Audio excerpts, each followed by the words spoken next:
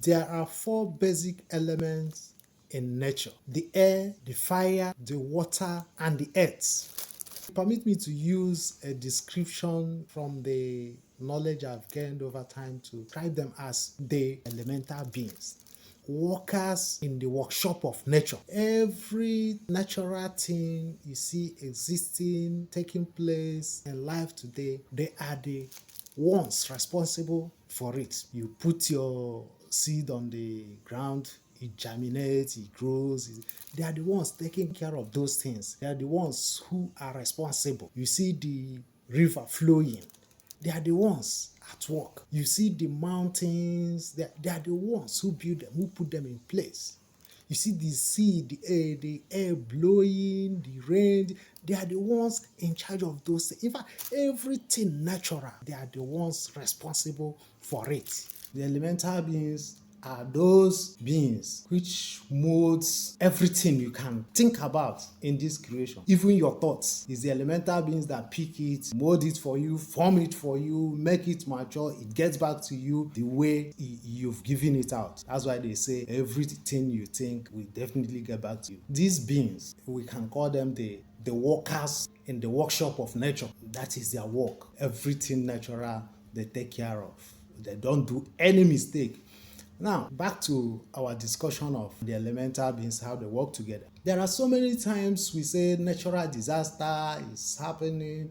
In creation, there is nothing like natural disaster. Nature cannot destroy what it has put in place. Instead, what normally happens is they only try to do realignment in creation. What do I mean by this? Just like when you have a car and the car is due for servicing, and you take it to a mechanic, it will remove the oil filter, do the necessary things for the car to be in top shape once more. So when you say there is natural disaster, it is not disaster per se. What happened is that the elemental beings are only realigning to put the creation in perfect form, the way it should be. But the problem is that most of us, or in fact 99% of us, are not at alert to notice or to heed the warnings, because before any of these things happen, they give warnings. Just like when you hear that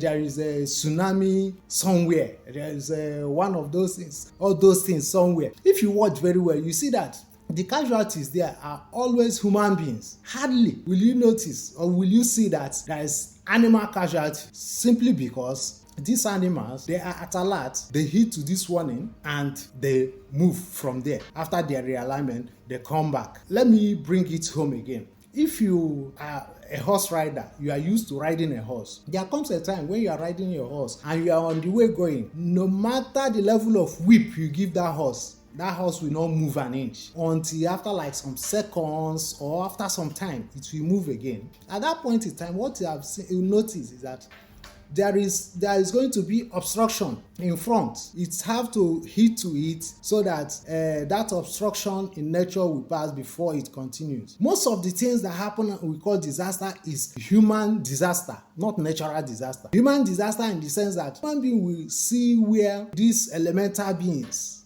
maybe their habitats. Let's take a very closer case. There is a sea. Along the coast of the sea, you go and build house there, or you say you are trying to push the sea back. At the end of the day, you now begin to have what you give that kind of big grammar, ocean surge. You try to claim the lands that doesn't belong to you, that belongs to the natural beings. When the natural beings are ready, they claim it back, and they will push you out of that place, and you begin to wail disaster.